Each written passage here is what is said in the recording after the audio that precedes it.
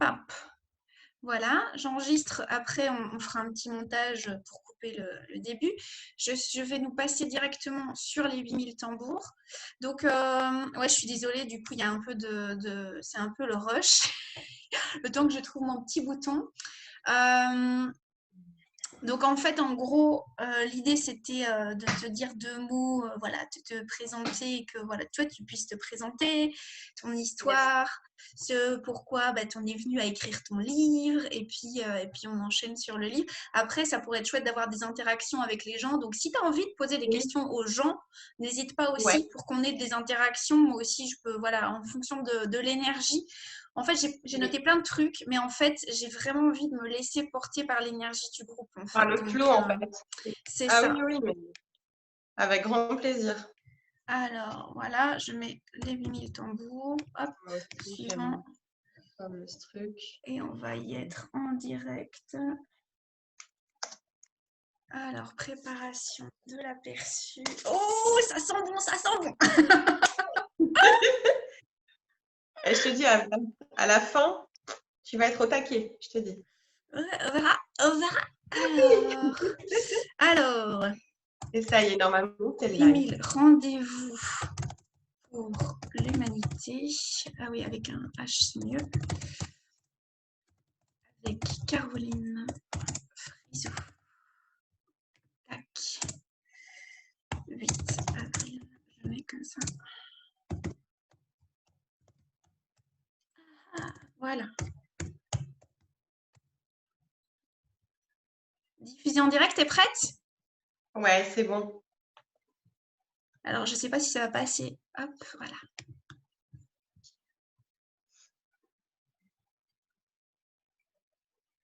Alors, attends. Il faut que je rajoute un texte. Tac. Yes. Ah là, ça passe plus. D'accord. Mince. Pourquoi il veut plus? Diffuser quand même. Yes. Voilà. Alors, je vais en même temps sur les 8000 tambours pour voir si on est passé. Oui, c'est bon. Voilà. Je la vois. Salut, salut. Alors, il faut un petit temps de décalage généralement pour arriver dans le groupe, mais je crois que nous y sommes déjà. Bonsoir à tous. Bonsoir, bonsoir. J'attends un petit peu que tout le monde arrive. Avec Caroline aujourd'hui, ce soir. Bonsoir, Bonsoir. Marie. Bonsoir Caroline. Bonsoir à tous. Alors, voilà, on est en direct sur le groupe. Ça y est, ça marche. Alors, bonsoir à tous. Aujourd'hui, nous avons le plaisir d'accueillir et de rencontrer Caroline Frisot qui nous rejoint. Bonsoir, Marie. Bonsoir à tous les membres du groupe des 8000 tambours. Alors, ce que je te propose, Caroline, c'est d'attendre un petit peu, quelques minutes, le temps que tout le monde arrive, tout le monde puisse se connecter. Alors, moi, j'ai accès aussi aux commentaires, je regarde au fur et à mesure. Alors, le but de cette soirée, en fait, c'est de te rencontrer, voilà, de mieux te connaître, de pouvoir te poser les questions qu'on a envie de te poser au fur et à mesure de la soirée. Et donc voilà, il y a derrière nous, il y a l'équipe des petites fées et les veilleurs de l'équipe des 8000 tambours qui relèvent vos questions. Donc n'hésitez pas au fur et à mesure à les noter ici en dessous. Et puis voilà, on pourra les transmettre directement à Caroline. Voilà, Super. pour passer une Merci à chouette tout le monde. soirée. Bonsoir. Alors, je vois qu'il y a des commentaires. Il y a bonsoir. Alors, il y a Nathalie qui est en ligne, Janine. Bonsoir, Shailene. Ah, voilà. Alors, Shailene, elle vient de Bergerac. Olena. Donc, tout le monde qui commence à arriver. C'est chouette. Bonsoir à tout le monde. Ça me fait Amandine. super plaisir d'être là. Merci à toi vraiment pour avoir accepté notre invitation. c'est un moment privilégié qu'on a tous ensemble, un moment de reliance euh, pour co-créer ensemble en fait. Et donc, merci beaucoup d'avoir répondu à cette invitation. Avec grand plaisir. Merci à vous surtout. Alors, alors, j'avais envie de présenter Caroline. Et ce qu'il faut savoir, c'est que Caroline a plein de richesses intérieures et elle fait plein de choses. Alors, du coup, mettre des étiquettes, c'est pas si facile que ça. Et donc, j'ai noté, voilà, conférencière, coach, journaliste et écrivain et encore plein d'autres choses. Et j'ai pas eu envie, en fait, de mettre des étiquettes sur ce que tu fais parce que je te sens comme vraiment pluriel. Euh, et j'avais envie que tu puisses toi-même aussi définir, enfin non pas définir, euh, rayonner ton énergie et te présenter en quelques mots. Ouais, avec grand, grand plaisir. Déjà, merci vraiment à tout le monde, à toi, Marie, à l'équipe, aux membres qui sont là ou qui regarderont en replay. Alors, c'est vrai que c'est super compliqué de se définir. Mm. Moi, ce que j'avais l'habitude avant, c'est vrai, avant l'éveil, entre guillemets, que j'ai vécu et qui m'a transformée, en fait, il y a un peu plus de 2 ans. J'avais l'habitude de me référencer, enfin, en tous les cas, de me référer à des étiquettes, tu sais, qui me rassuraient en termes social, en termes de profession, voilà. Et en fait, depuis tout ce qui s'est passé il y a 2 ans, aujourd'hui, je dis que avant, j'avais des rêves et aujourd'hui, en fait, je réalise mes rêves et j'aide les autres à les réaliser Mm. par différents moyens, voilà. Et les 2 moyens principaux, c'est l'écriture et l'accompagnement. Mm. Merci, je sais pas, mais moi je sais pas vous, hein, mais je sens dans l'énergie, il y a quelque chose dans je passe de l'énergie et je vais le mettre dans la matière et c'est quelque chose qui est vraiment prégnant dans ce que je ressens quand je te lis, quand je suis ce que tu fais. C'est vraiment cette mise en lien en fait avec ton intuition, ton cœur et puis la mise dans la matière jusqu'à effectivement à écrire ton livre et les 4 sagesses indiennes que j'ai ici. Alors je ne sais pas si on le voit à l'envers ou à l'endroit parce que moi Non, je le vois à l'envers. non, on le voit super bien en fait. Tu sais Ah faire ok, du chantier d'énergie. Même pas moi du tout à faire. Donc, il est super bien là. Il est nickel. nickel. Donc voilà, ça c'est en fait c'est le livre qu'a écrit Caroline et qui est super super inspirant. Alors je dois dire que je me suis replongée dedans pour cette soirée-ci, donc je l'avais déjà avant et c'est un bouquin qui comment dire, il n'y a pas de mots, ça dépote, c'est très inspirant, ça brasse, ça fait bouger. Euh, ça remet en question plein de choses. Et donc, voilà, on avait envie, nous, au 8000 tambours, on avait envie de vous le présenter, de présenter ce livre et de présenter surtout sa créatrice, qu'elle puisse partager avec nous tous ses inspirations.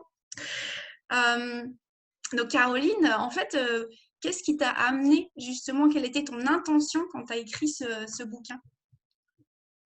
Alors, c'est très très drôle parce que il y a vraiment une chose que que je dois vous dire, que je dois te dire, c'est que au départ, ce livre, j'avais pas l'intention, en réalité, d'écrire un livre. Je ne suis pas partie en me disant, voilà, je vais aller écrire un livre sur les 4 sagesses indiennes, etc.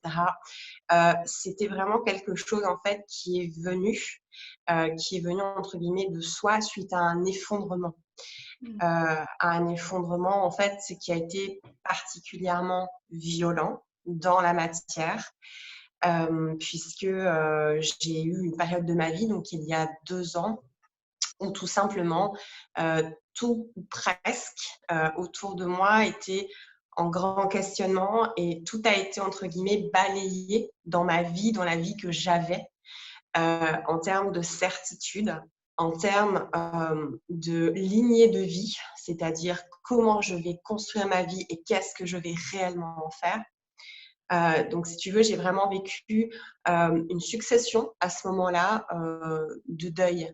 Mais des deuils qui sont, on va dire, à la fois humains, qui font partie de mon cheminement à moi personnel. Donc, j'ai perdu des personnes proches à cette époque-là. Et puis ensuite, si tu veux, c'était vraiment des deuils qui résonnaient dans la matière. Je ne les comprenais pas parce que je les trouvais injustes à l'époque avec mes caractéristiques humaines, on va dire. Et puis, il y a eu un burn-out par-dessus. Donc, un burn-out au niveau du métier que j'exerçais avant et qui était particulièrement ancré dans la matière puisque je travaillais dans le droit. Donc, je pense qu'on ne peut pas faire plus rien, entre guillemets, par rapport au droit et donc dans le cadre de la fonction publique. Donc, aujourd'hui, je suis en disponibilité de la fonction publique. Ça veut dire que je me laisse la liberté de reprendre à un moment donné dans ce cadre-là.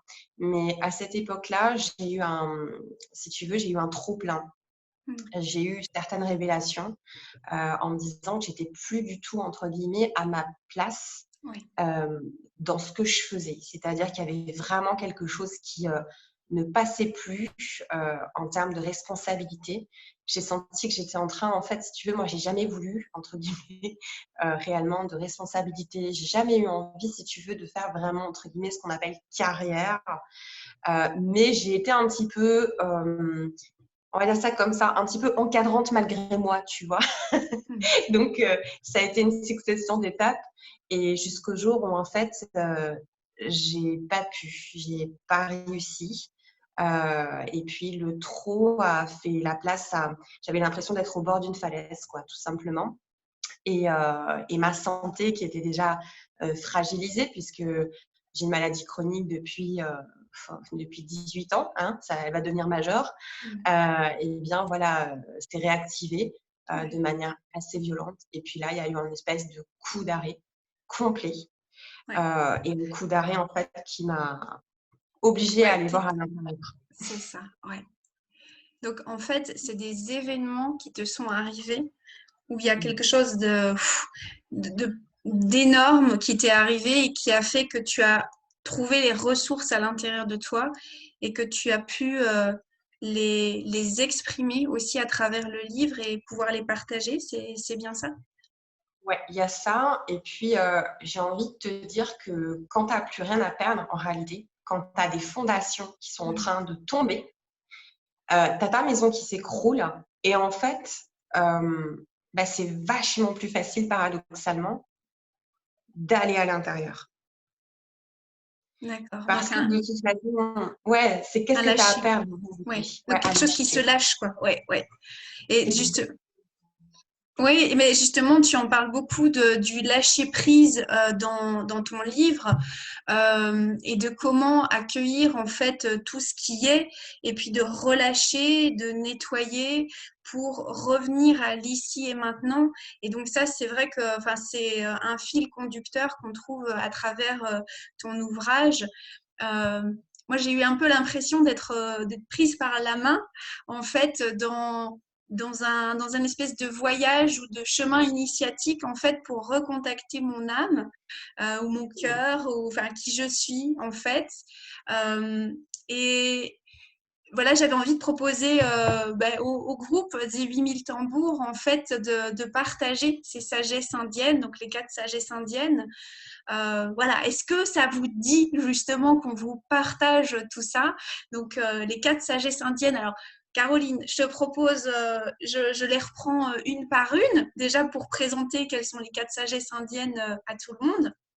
Et puis, les décrire un petit peu plus et qu'est-ce qu'elles signifient et aussi surtout comment les utiliser dans le quotidien, parce que c'est vraiment ça aussi que tu nous partages, c'est vraiment une mise en pratique dans le concret des choses, en fait. Oui, Voilà.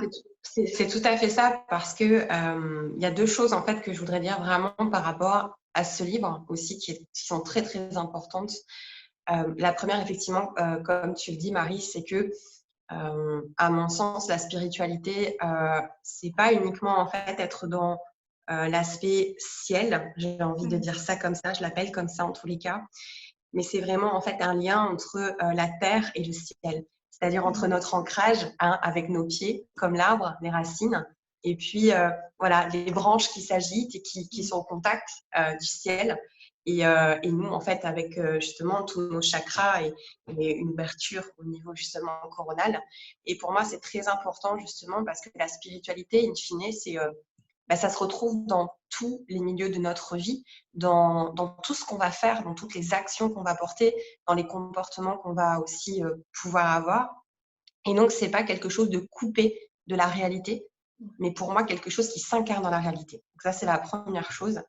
Et la deuxième chose, c'est que par rapport à l'écriture, j'ai vraiment envie de dire que par rapport au processus créatif, j'estime que ce livre, bien sûr, il y a mon nom qui est marqué dessus, mais j'estime qu'il y a beaucoup plus que ça, entre guillemets. J'ai vraiment eu cette sensation d'avoir été accompagnée, d'avoir été guidée à un niveau plus grand. Et je pense que tout simplement, l'énergie universelle qui est là a contribué justement à ce que ce livre naisse. Et c'est ce que c'est ce que je retiens, tout simplement. Donc, j'ai été canal puisque le livre, je l'ai écrit en 5 nuits. Donc, il est passé, il a vraiment été assez rapide, entre guillemets, voilà, dans tout ce qui était, j'étais en écriture, quoi, automatique. Et justement, en fait, enfin, voilà, pour ceux, je ne sais pas s'il y en a parmi vous qui nous voient, qui nous regardent et qui l'ont lu, mais voilà, je serais intéressée de voir aussi si c'est le cas d'autres personnes. Mais quand je l'ai lu, en fait, on sent cette présence-là. En fait, quand je l'ai lu, je ne me sentais pas toute seule. Je me sentais avec l'auteur aussi, mais avec tout ce qu'il y avait derrière toutes ces sagesses indiennes, en fait. Et puis aussi ce phénomène de reliance. Je me sentais très proche aussi voilà, des autres en règle générale parce que j'ai senti vraiment un appel à la co-création. Et c'est vrai que dans les 8000 tambours, c'est quelque chose aussi qui est cher à notre cœur. C'est vraiment cet aspect de co-création et de reliance, en fait. Et, euh, et j'ai retrouvé ça, en fait, dans les sagesses indiennes, cette énergie de on est tous ensemble et avec notre intention du cœur, voilà, on fait bouger les choses ensemble et on met dans l'action, dans la matière, on fait bouger les choses et on contribue Ouais, au monde, en fait. exactement. Mais c'est tout à fait ça. Et d'ailleurs, dans le premier précepte, donc quiconque vous rencontrez est la bonne personne, Ouais. je parle à un moment donné de la chaîne universelle bienveillante. Et ça, en fait, c'est vraiment quelque chose qui est important. Je l'ai nommé comme ça, mais c'est que, tu vois, quand dans la vie, il y a des moments, il y a des personnes qui sont là, qui vont nous apporter une aide sous une forme ou une autre, peu importe. Et très souvent, tu sais, on a du mal à se dire, mais comment est-ce que je peux te remercier? Déjà, le merci nous paraît, tu vois, des fois pas assez suffisant, même quand il est porté avec le cœur. Et en fait, dans ma vie, quand les personnes me demandaient comment ils pouvaient, en tout cas, me remercier, ce que je disais, c'est que tout simplement, en fait, plus tard, quand tu pourras en fait faire quelque chose pour quelqu'un d'autre, eh bien, par rapport à ça, tu vas le faire. Peu importe en fait ce dont la personne aura besoin, mais tu vas t'en souvenir en fait. Et à partir de là, si chacun peut justement œuvrer avec à son échelle en fait, tout simplement, mais par un geste, par une présence, par du temps. Je pense que ça peut vraiment transformer finalement l'énergie aussi, l'énergie collective dans laquelle on est. Et je pense que ça apporte encore plus de bienveillance concrète au niveau de la matière. Et c'est vraiment en fait prendre notre responsabilité, tu vois, pleine et entière en tant qu'individu et se dire, voilà, je te remercie d'avoir été là pour moi et je m'en souviens. Et puis si jamais il y a quelqu'un qui a ce même défi, peut-être un jour, je vais être là, je vais être attentif vis-à-vis de cette personne. Et je vais aussi lui dire à mon tour que plus tard, peut-être, elle fasse la même chose pour quelqu'un. Donc, j'aime bien en fait ce concept-là. Merci. C'est vrai que ça me fait écho aussi à ce concept de colibri. On fait chacun notre part. Et puis finalement, on a reçu. Et puis à notre tour, on transmet. Et ensemble, oui, c'est ça, cette chaîne universelle. Merci beaucoup pour ce partage-là. C'est très parlant, en fait. Au niveau métaphorique, je vois bien le groupe ensemble, en fait. Et donc, oui, cette première sagesse indienne qui est, voilà, quiconque vous rencontrez est la bonne personne. Euh, il y a aussi une notion de synchronicité derrière. Est-ce que tu peux nous expliquer un peu ce que toi t'entends par la synchronicité? Ouais. Alors, la synchronicité, à mon sens, en fait, c'est des signes, finalement, quand on est humain, voilà, quand on est un humain, etc., qu'on n'a pas forcément encore, on n'est pas forcément encore sensible à tout ce qui est, tu sais, les hasards, les coïncidences. Il y a quand même des choses qui nous interpellent. On se dit, c'est bizarre quand même, tiens, je l'ai rencontré, tiens, j'ai vu 4 fois le même livre en une semaine, tiens, c'est bizarre, j'entends la même chanson et qui me dit un message. Il y a des choses comme ça où on se dit, même quand on est, tu vois, scientifique pur et dur, on se dit, tiens, là, il y a peut-être quelque chose. Et en fait, la synchronicité, ça va être d'arriver finalement à prêter attention à ces signes qui se répètent, à ces messages qui passent d'une manière ou d'une autre, voilà, dans la vie et qui peuvent prendre différentes formes et se dire, et si c'était plus qu'un hasard? Et si finalement c'était plus que une coïncidence? Et je pense que ça vient quand on se laisse traverser aussi, tu sais, émotionnellement. C'est-à-dire quand on est relié vraiment à notre cœur et qu'on va finalement réfléchir avec notre cœur et moins avec notre tête. Et de se dire, tiens, c'est drôle. Et est-ce que c'est drôle, mais est-ce que ça n'a pas un sens tout ça finalement? Et par rapport aux personnes, par rapport à la première sagesse, c'est vrai que dans la vie, moi, je crois que tu croises personne par hasard. Tu rencontres personne par hasard. Et, euh, et en fait, ce qu'elle nous dit, c'est que chaque personne qu'on va pouvoir rencontrer a quelque chose à nous apporter ou à nous révéler ou qui va faire naître quelque chose. Quand c'est une personne qui est plus positive pour nous, bah, peut-être que ça va être un lien d'amitié, peut-être que ça va être juste quelqu'un qui va nous apporter son aide de manière très spontanée à un moment donné. Peut-être que c'est une personne qui va rentrer dans notre vie et avec qui on va faire notre vie. Donc, il y a à chaque fois une richesse finalement chez l'autre, chez l'individu, et que peut-être il est temps, en tous les cas, à travers cette sagesse, de considérer l'autre non pas, tu sais, comme mon concurrent, la personne qui veut peut-être piquer ma place dans la boîte, parce que ça aussi, c'est quand même des choses qui existent, vu qu'on a exacerbé la compétition dans notre monde moderne. Et au contraire, de se dire que finalement, me révèle l'autre par rapport finalement à la vie, par rapport à ce que j'ai envie de faire. Et c'est vrai aussi, même dans les cas où c'est beaucoup plus douloureux, même si notre part justement humaine a du mal à le comprendre et c'est naturel sur le coup. C'est-à-dire qu'une personne qui va nous faire mal, une personne qui va nous heurter d'une manière forte, qui, voilà, peut-être qu'à un moment donné, on va se dire, mais pourquoi je l'ai rencontrée celle-là? J'aimerais bien la revivre de ma vie. Et c'est tout à fait humain. Et c'est sain, en fait, de pouvoir aussi éprouver ça à un moment donné. Mais vous voyez qu'il n'y a rien qui est hasard parce que finalement, cette personne-là, peut-être qu'elle a éveillé quelque chose chez moi. Si je regarde vraiment bien en arrière. Qu'est-ce qu'elle a déclenché chez moi? Qu'est-ce qu'elle a révélé chez moi? Et à partir de là, on peut se dire que chaque personne a un rôle, peu importe la durée de la relation et peu importe la nature de la relation.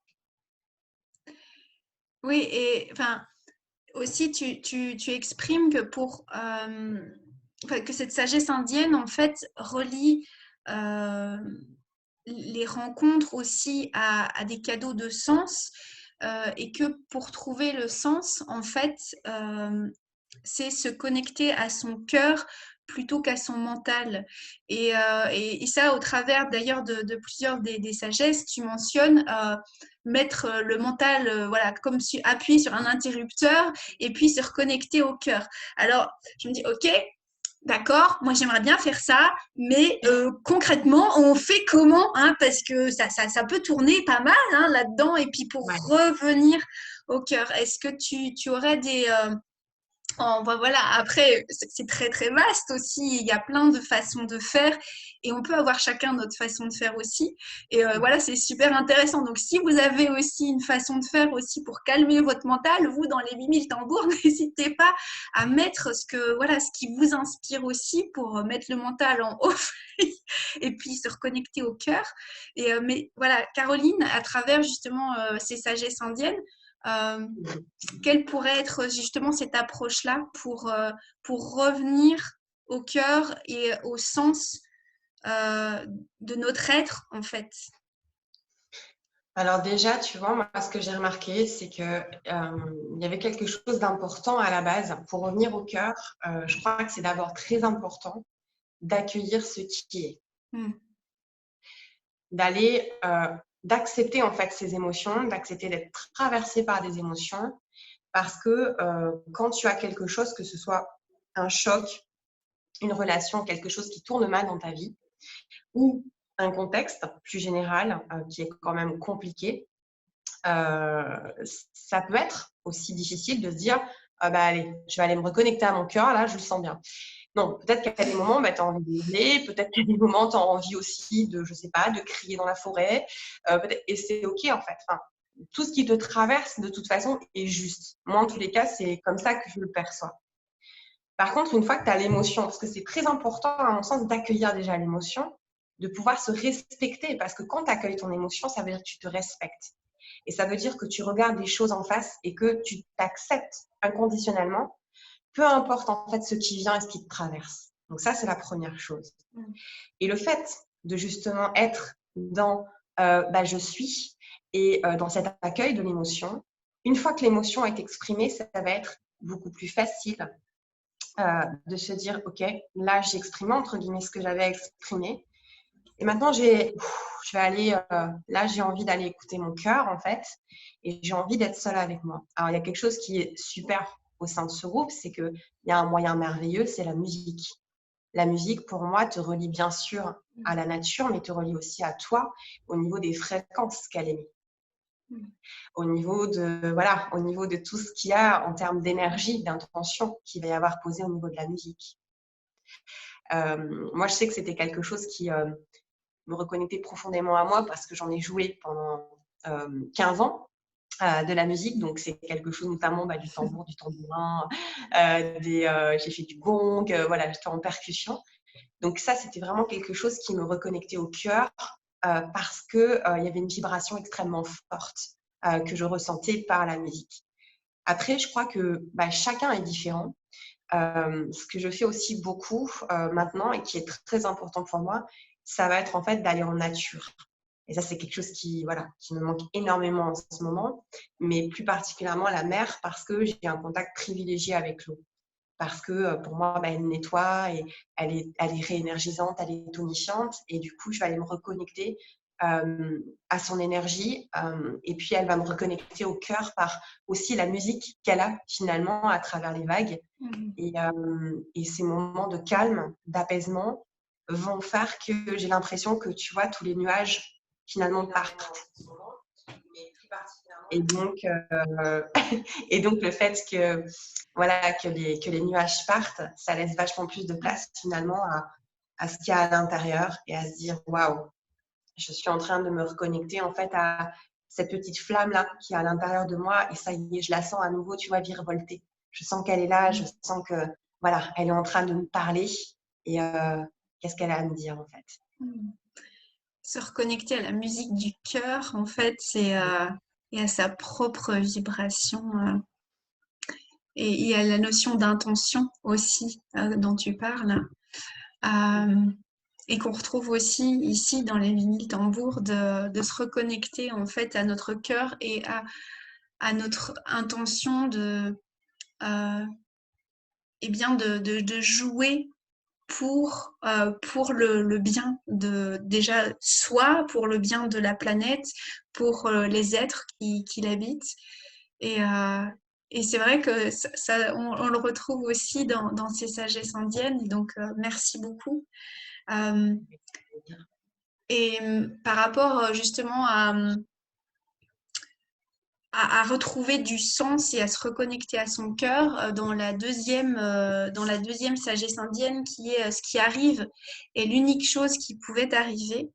Euh, il y a aussi cette notion de cadeau derrière les événements, mais je dois t'avouer que quand j'ai lu le titre de la première, pardon, de la deuxième, ce qui arrive est l'unique chose qui pouvait arriver, il y a tout de suite mes résistances qui sont montées au créneau en train de se dire non, non, mais quand même, là, non, c'est exagéré quand même. Alors, est-ce que tu peux nous expliquer justement pour aller au-delà de toutes les croyances qu'il peut y avoir sur, ben voilà, il arrive ce qui pouvait arriver. Voilà. Voilà. Est-ce que tu peux en dire plus? Ouais, en fait, derrière cette sagesse, c'est vraiment, si tu veux, la co-création qu'il y a entre finalement soi et l'univers. C'est-à-dire que là, par exemple, actuellement, on est dans un contexte où la moitié de l'humanité, entre guillemets, est à l'arrêt dans son quotidien. On a quand même un contexte qui est inédit à notre histoire moderne. Hein. Je pense que très rares sont les personnes qui ont vécu ce qu'on est en train de vivre, à part les personnes les plus âgées. Et pourtant, il y a une possibilité, entre guillemets, d'en faire quelque chose. Ça ne veut pas dire, et là, ça vraiment, c'est hyper important pour moi, moi, comme toute humaine, et je suis très humble par rapport à ça, j'ai été traversée par la tristesse, par la colère. J'ai fait la courbe de Elisabeth Kubler-Ross en termes de deuil, pour jusqu'à accepter justement la situation dans laquelle nous nous trouvions avec mon conjoint. Et voilà, tout ça aussi, je l'ai fait, je l'ai vécu et je n'ai pas été dans un, comment dire, dans tout de suite l'acceptation de la chose. Voilà, donc moi, je tiens à vraiment être sincère avec tout le monde et voilà, et être humble par rapport à ça. Donc, c'est tout à fait humain de ressentir beaucoup d'émotions parce qu'en plus de ça, il y a énormément de personnes qui sont hypersensibles. Il y a quand même 20% de la population qui est hypersensible. Moi, je fais partie du lot et je pense que beaucoup de personnes qui ressentent les vibrations, qui ressentent les émotions, qui ressentent aussi l'énergie changer, il y a beaucoup de choses qui remuent. Hein, comme tu l'as dit, ça brasse. Donc, il y a vraiment des choses qui se passent à l'intérieur et on capte les énergies. Et moi, j'ai quelque chose où aussi je capte les énergies défuntes. Voilà. Donc, par rapport à ça, des défunts, des personnes qui sont récemment décédées. Et ça, du coup, forcément, ça impacte, ça remue, c'est quelque chose qui vient te chercher au cœur. Et donc, il faut du temps. Hein. C'est comme la mer, à des moments, elle est agitée et puis elle devient de plus en plus calme. Voilà. C'est exactement pareil au niveau humain. On est quand même à 80% de l'eau à l'intérieur de nous. Et je pense que déjà, quand tu parviens à faire cette courbe jusqu'à l'acceptation, c'est-à-dire une fois que tu as évacué aussi et que tu es attentif à ce que tu es, à ce que tu ressens, après coup, tu te dis, oui, mais c'est vrai que peut-être que ça, c'est pas arrivé non plus pour rien, dans le sens à l'échelle collective, mais ça, je ne sais pas le pourquoi et je me garderai bien de dire le pourquoi. Mais ça peut être déjà aussi à notre échelle individuelle, c'est-à-dire qu'est-ce que c'est en train de représenter pour moi? Qu'est-ce que c'est en train de représenter pour moi aujourd'hui dans ma vie? Ok, là je suis en train par exemple peut-être de perdre un emploi, peut-être que je suis en train de vivre une situation qui est compliquée, peut-être que je passe par la maladie. Et tout ça, je le pose vraiment en conscience quand je le dis parce que c'est quelque chose aussi par lequel j'ai été frappée. Donc, j'ai connu la maladie, je la connais encore. Donc, il y a des messages en fait qui sont peut-être aussi apportés. Et c'est qu'est-ce qu'on est en train de me dire? Pourquoi est-ce que je suis confrontée à ça? Mais pas dans le pourquoi, comment dire, où l'émotion est à son comble, mais dans un pourquoi beaucoup plus apaisé, intérieur, et de se dire, qu'est-ce que je peux en faire finalement? Qu'est-ce que ça me donne envie de faire? Qu'est-ce que ça me donne envie d'aller? Et tu vois, je me suis fait cette réflexion où Là, actuellement, pas plus tard que ce soir, on a appris le décès d'un ami assez cher à mon compagnon qui était en phase terminale. Et là aussi, finalement, quand il y a un décès comme ça qui est assez brutal, assez injuste aussi, parce que c'était une personne de bien, il y a beaucoup, beaucoup, beaucoup d'émotions. Et puis, ça te ramène aussi par miroir à te dire, et moi, je suis en train de faire quoi de ma vie? Qu'est-ce que j'ai envie, en fait, d'investir? Qu'est-ce que j'ai envie de faire, de créer? Qu'est-ce que je suis venue… Enfin, honnêtement, je pense que tous, en tous les cas, beaucoup de personnes ont pu se poser cette question de qu'est-ce que je suis venue faire sur cette terre, quoi. Et surtout dans des contextes qui sont chargés. Et en fait, ça, c'est un cadeau. Parce que dès lors qu'on pointe, moi, quand j'ai été malade, que j'ai été paralysée 1 an et demi après, donc je ne savais plus si j'allais remarcher, je vais te dire, j'avais 21 ans.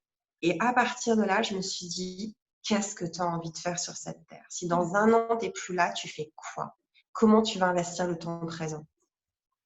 Et ça, du coup, la maladie s'est transformée en cadeau. Oui, enfin, ce que j'en sens, c'est le moment d'accueil.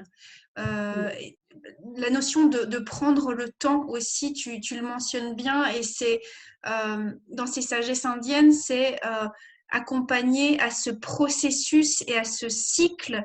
Voilà, d'ailleurs, voilà, on a quelqu'un ici, donc Nathalie, qui dit ce sont des cycles, et c'est vraiment c'est ça effectivement, c'est prendre le temps, et on est aussi dans cette période, une période très spécifique. Où tu parlais aussi de cycle du deuil, que ça soit un deuil de la mort de quelqu'un, ou finalement d'un deuil, d'un changement en fait qui s'effectue. Et je pense qu'effectivement, on a tous des changements qui sont en cours en ce moment.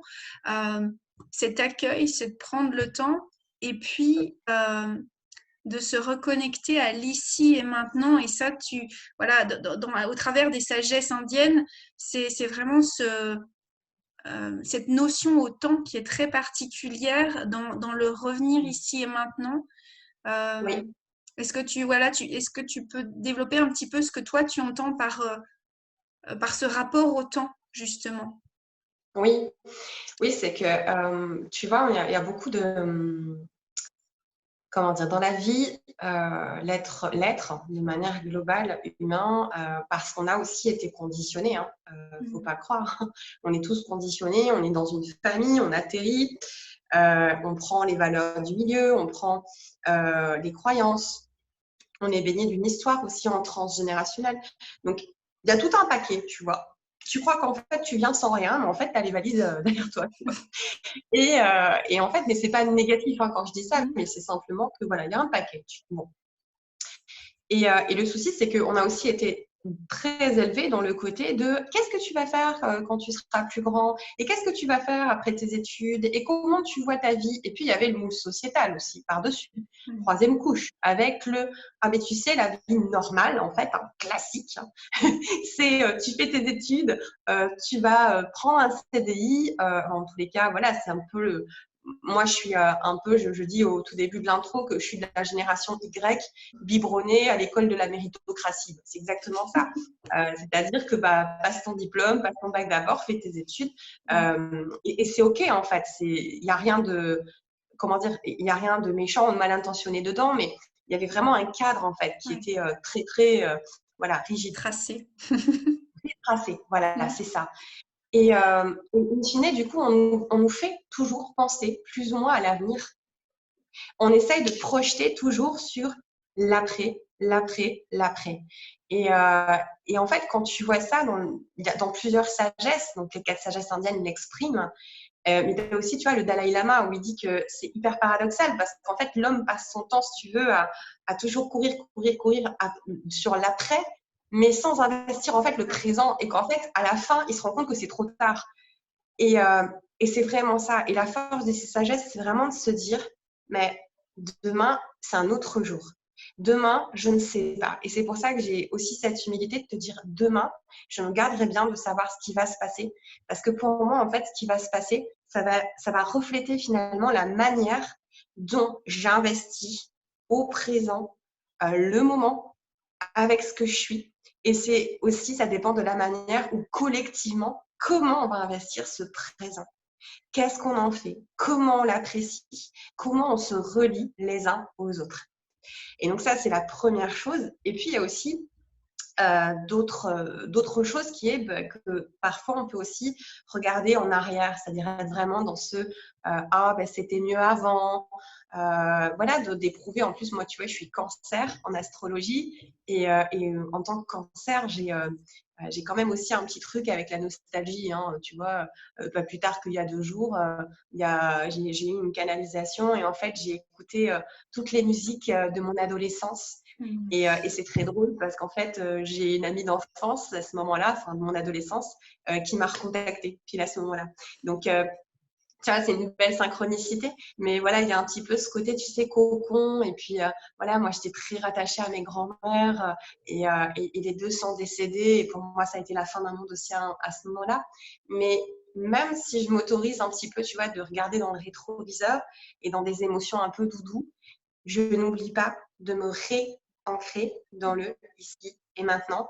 C'est super cette émotion-là. Qu'est-ce que j'en fais? Qu'est-ce qu'elle me dit? Et qu'est-ce que je peux faire maintenant dans le présent?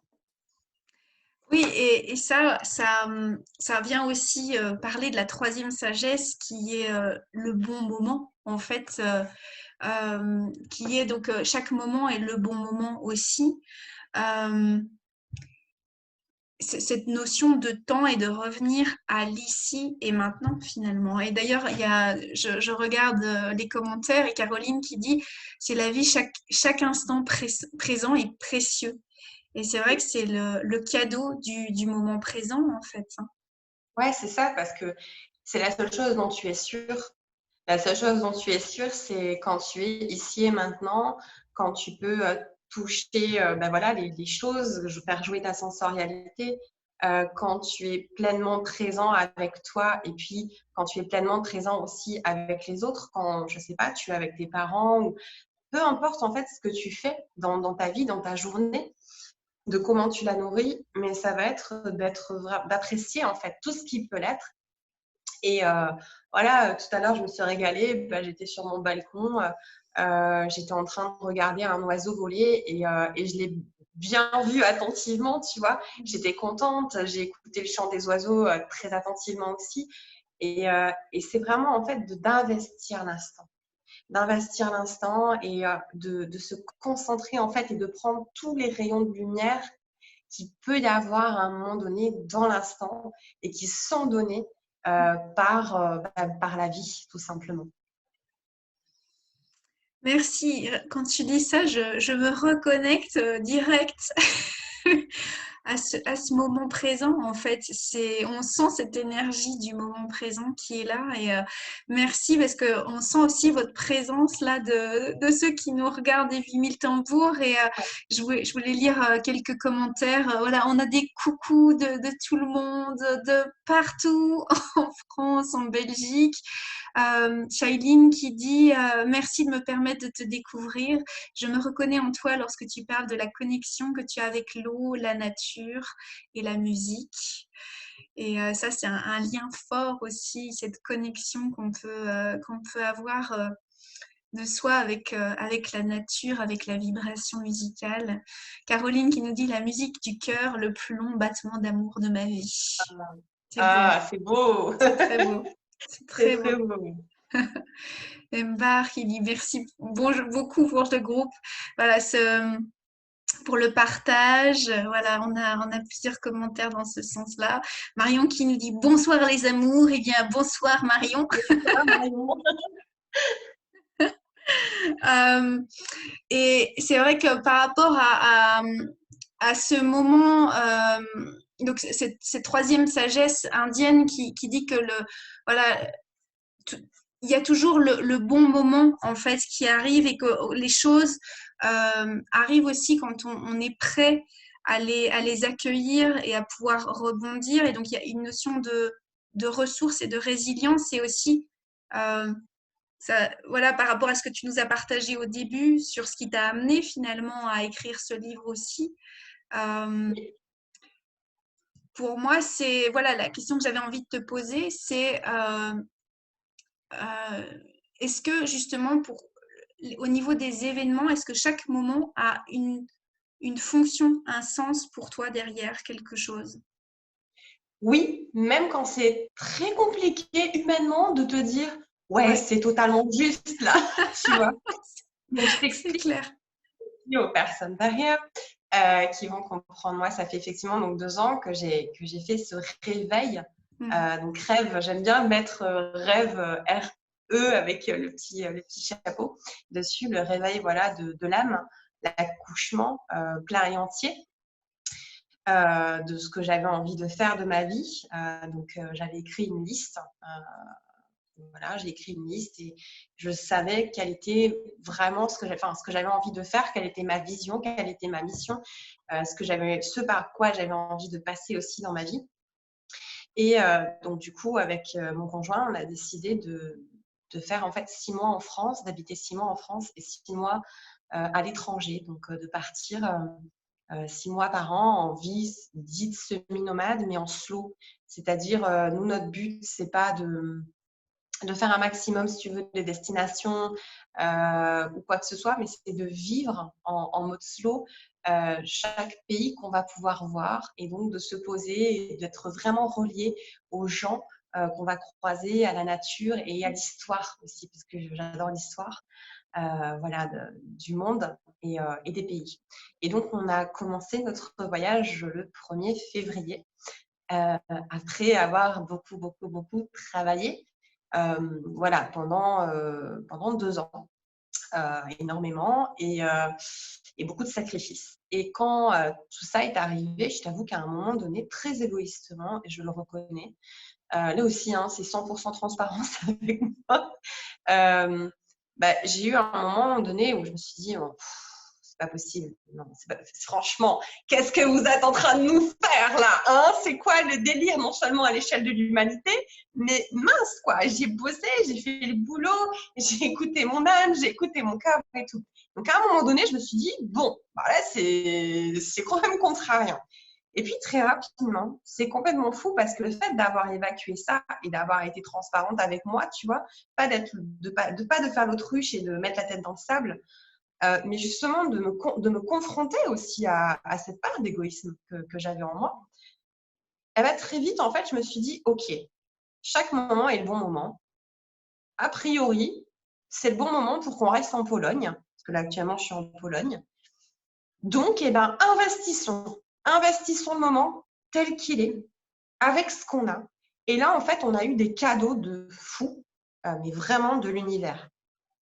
Je m'explique. On nous a prêté.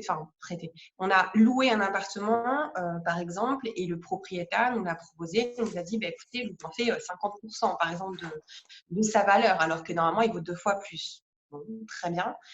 On trouve un lieu où finalement on a un petit balcon où on peut entendre les oiseaux donc des choses en fait qui finalement facilitent aussi le confort de vie parce que je pense que c'est très compliqué aujourd'hui d'être loin de la nature avec tout ce qui se passe et donc il y a eu ça et puis in fine plus je me reconnectais à mon cœur plus je me disais ok c'est comme ça c'est que ça doit être comme ça.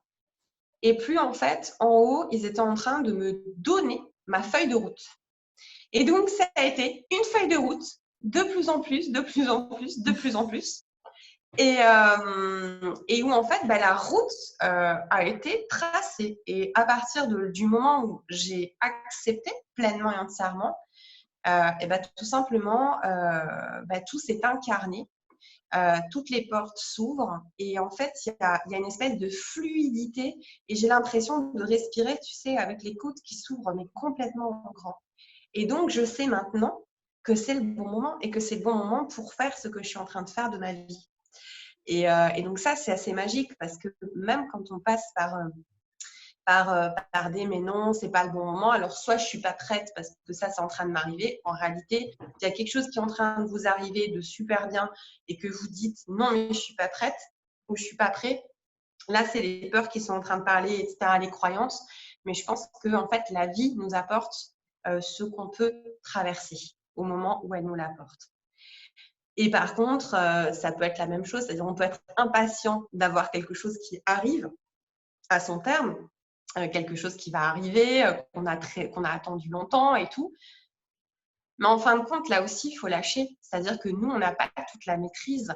On peut certes faire notre part, faire des choses, mais c'est une co-création constante avec l'univers.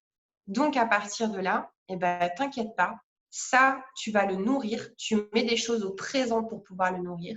Mais ne t'inquiète pas, il y a des choses qui vont s'ouvrir et ce sera le bon moment. Et quand ça va s'ouvrir, ben, ce sera le bon moment pour les expérimenter et les vivre.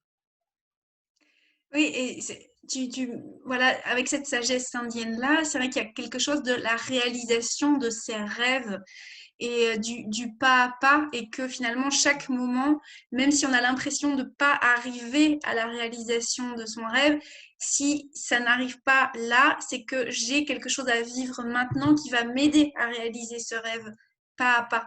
Là. Exactement, tout à fait. Ouais, Et que c'est tout à fait finalement, ça. c'est le bon moment quand même. Même si, dans un premier temps, ça peut faire vraiment bisquer. Et donc, c'est ce que j'ai beaucoup Oui, c'est apprécié ça. aussi, c'est ça, dans le bouquin, c'est que, voilà, c'est pas simplement, voilà, il n'y a pas, voilà, j'énumère la liste voilà, des sagesses indiennes, c'est pas ça du tout. C'est, ok, on a l'aspect théorique, pratique, et puis l'accompagnement aussi de, ok, mais qu'est-ce que je fais avec, quand j'ai mes limitations qui arrivent, mes croyances, comment je peux nettoyer, comment je peux me reconnecter. Et ça, je pense que c'est important de le dire aussi, parce que finalement, quand le rêve n'arrive pas et qu'on se dit ok, mais d'accord, il y a des croyances, ok, mais comment je mets le doigt dessus, et voilà, et tu accompagnes aussi dans l'écriture, et donc nous dans la lecture, tu Oui, accompagnes le lecteur là-dedans aussi, et on n'est pas tout seul sur ce c'est ça. chemin-là. Et Exactement. en parallèle, je regarde. Alors, c'est pour ça que vous voyez mes yeux qui font souvent comme ça. C'est que je suis en train de regarder les commentaires en même temps. Et il y a Marion qui nous dit égoïsme ou amour vers Ouais, soi. voilà. Oui, c'est vrai. C'est de l'amour. En fait, Marion, très bonne question. J'avais vu ça. C'est vrai que moi, en fait, tout bêtement, je me suis effectivement sentie égoïste sur le moment parce que il y avait des personnes qui étaient en train de partir. Il y avait des personnes qui étaient confrontées à des choses bien plus dures que moi, tu vois, bien plus dures que ce que j'étais en train de vivre aussi.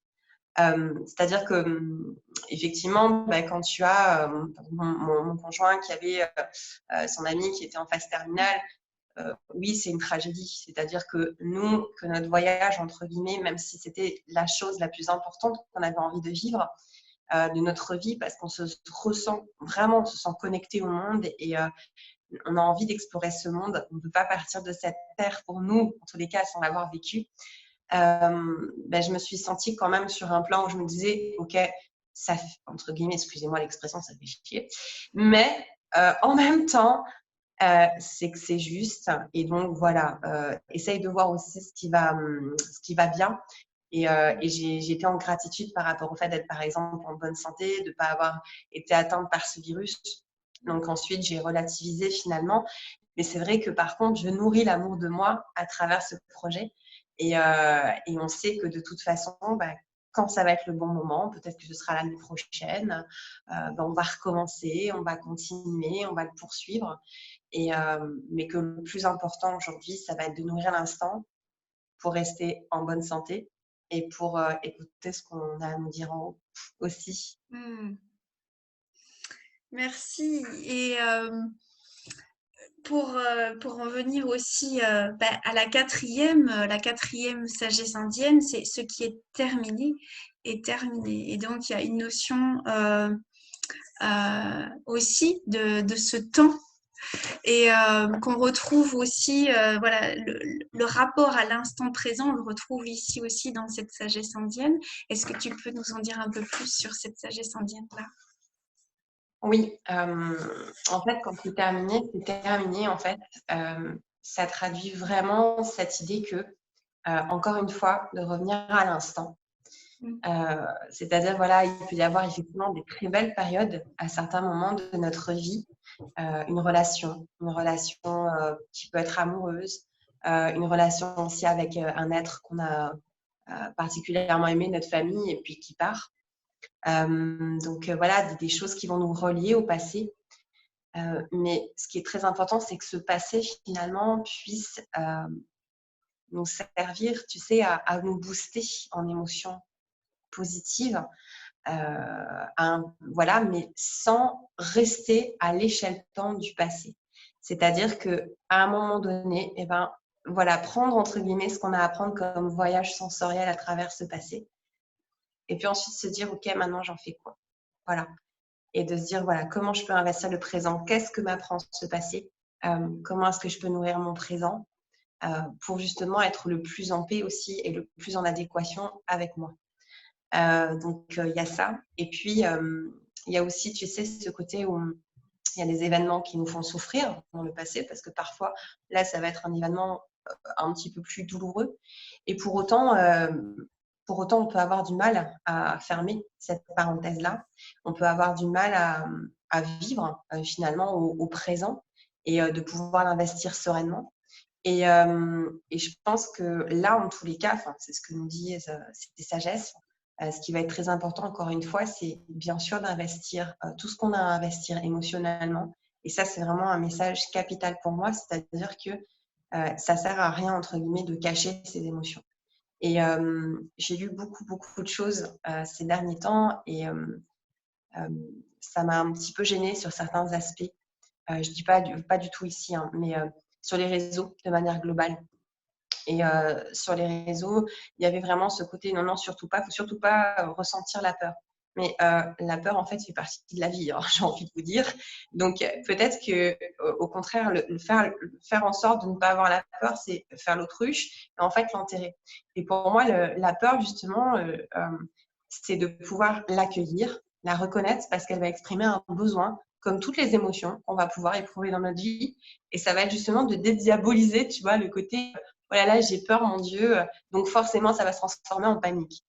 Non, pas forcément, mais c'est simplement qu'elle est en train de nous dire, donc déjà, écoute-la, vois pourquoi, et puis peut-être que ça peut justement t'aider aussi à adapter ton comportement, à prendre des mesures pour justement, face à cette peur, justement, la calmer.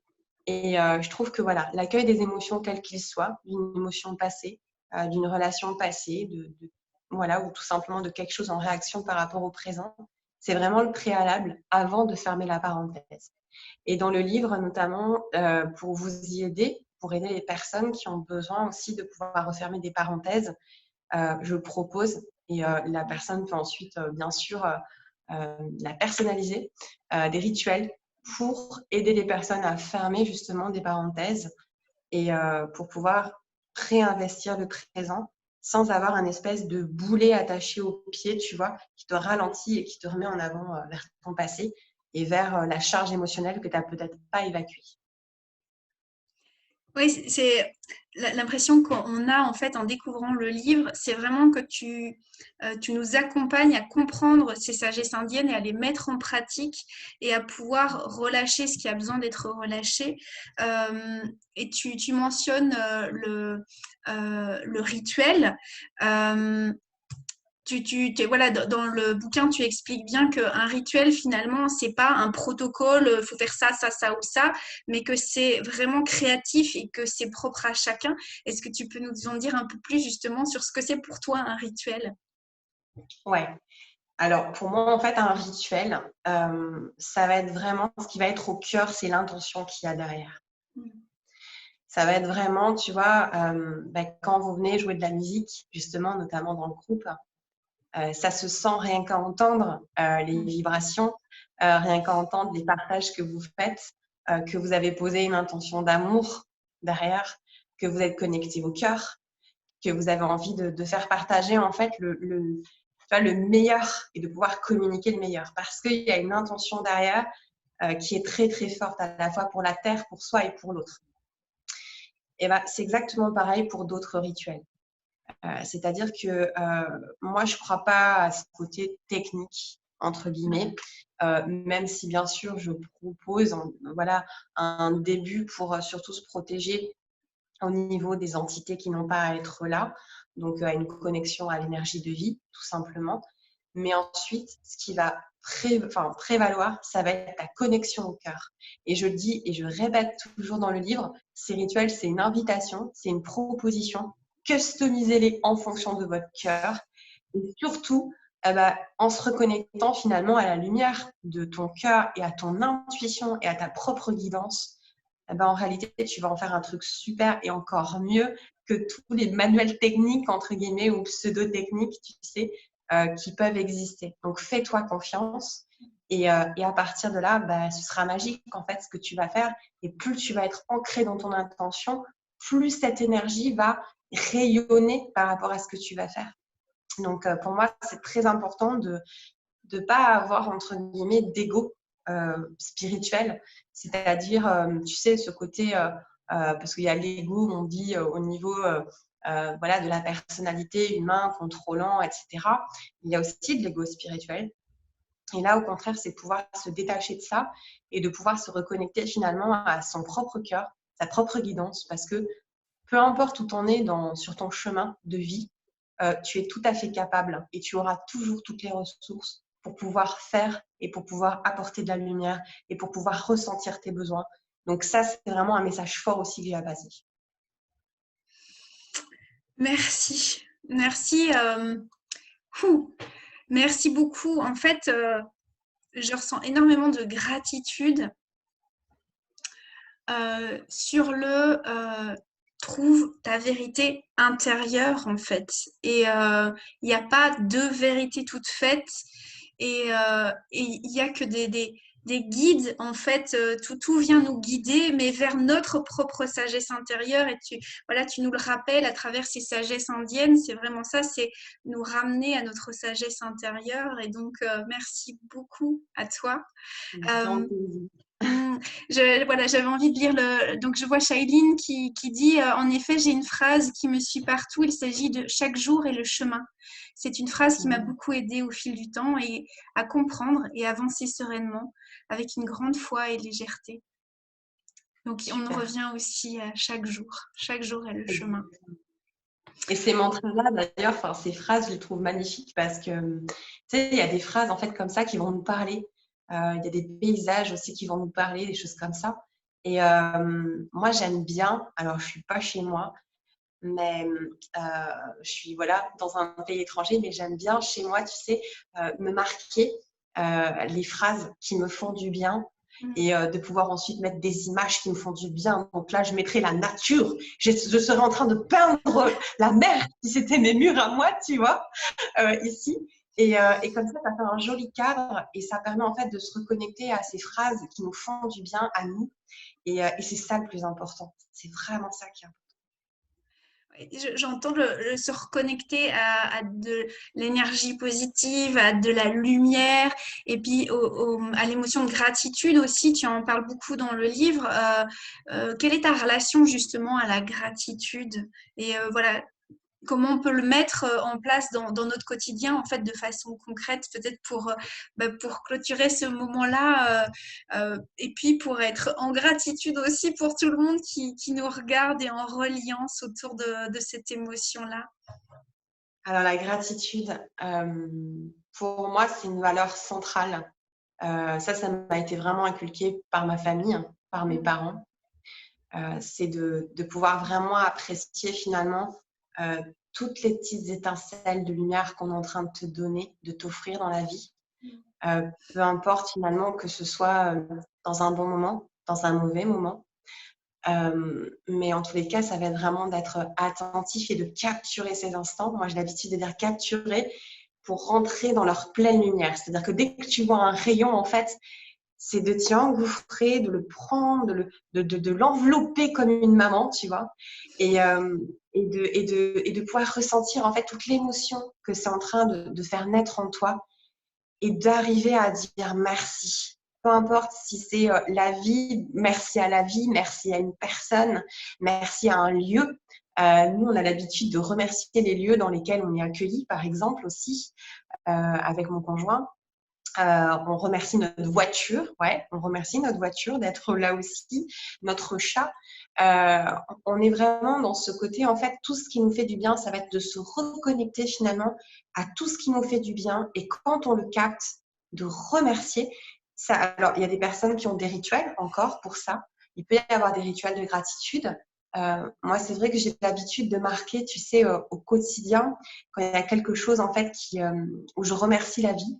Donc, je vais faire une lettre ou alors je vais marquer en fait noir sur blanc quelque chose et je vais le mettre dans une urne, donc un petit bol si tu préfères. Et en fait, j'en mets au moins 2 ou 3, on va dire, par semaine. Et en fait, à la fin de l'année, je relis tout ce qui a été des instants de gratitude, mais ça peut être customisé aussi à la semaine, au mois, dans une période de vie aussi peut-être particulière. Et je trouve que c'est très important de faire preuve de gratitude et de loyauté. La loyauté aussi, voilà, pour moi, ça va un petit peu de pair. J'ai toujours eu cette habitude aussi, tu vois, d'honorer la mémoire des personnes qui m'ont aidée. C'est pour ça qu'on m'avait dit aussi que ma page de remerciements dans le livre était un peu longue, mais c'est vrai, mais je ne pouvais pas, si tu veux, passer à côté parce que pour moi, chaque personne que j'ai citée dans le livre au remerciement m'a apporté quelque chose et c'est très important de pouvoir aussi le ressentir, le voir et l'apprécier à sa juste valeur, tout simplement. Parce que rien n'est dû. Et ça, on l'oublie parfois. Rien n'est dû dans la vie. C'est-à-dire que tout est cadeau en réalité. Donc, dès qu'il y a quelque chose de positif qui va nous arriver, c'est cadeau.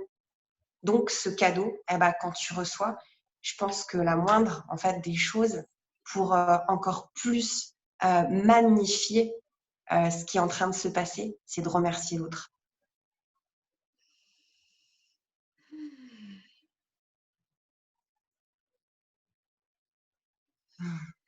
Je prends un moment de silence parce que c'est fort et je pense que c'est important de savourer aussi ce qui est dit.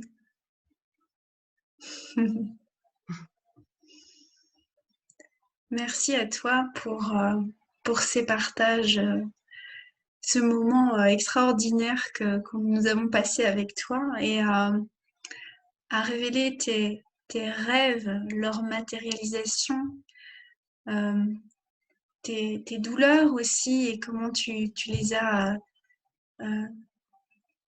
j'allais dire transmutées, comment tu les as finalement investies pour en faire quelque chose dans ton ici et maintenant. Et, et dans toute ton authenticité aussi, merci beaucoup pour qui tu es et ce que tu nous as partagé ce soir, les richesses que tu nous as partagées. Merci beaucoup. Merci beaucoup à tout le monde. Merci à toi, Marie. Vraiment. Ça m'a fait chaud au cœur parce que je ressens l'énergie, en fait, tu vois. Et là, j'ai hyper chaud, tu sais, parce que je ressens ton énergie, je ressens l'énergie de toutes les personnes qui sont connectées. Et je te jure, mais j'ai des frissons qui m'ont parcouru tout le long, là, tu vois, de l'interview. Et je suis là, mais je ressens trop tout, tu vois.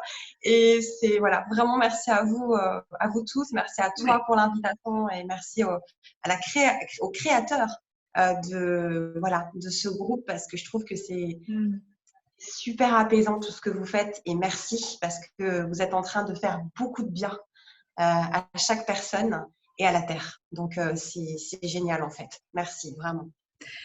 Oui, moi aussi j'avais envie de remercier tous les co-créateurs des 8000 tambours et encore plus largement, voilà, et envoyer toute la gratitude, l'amour, la lumière.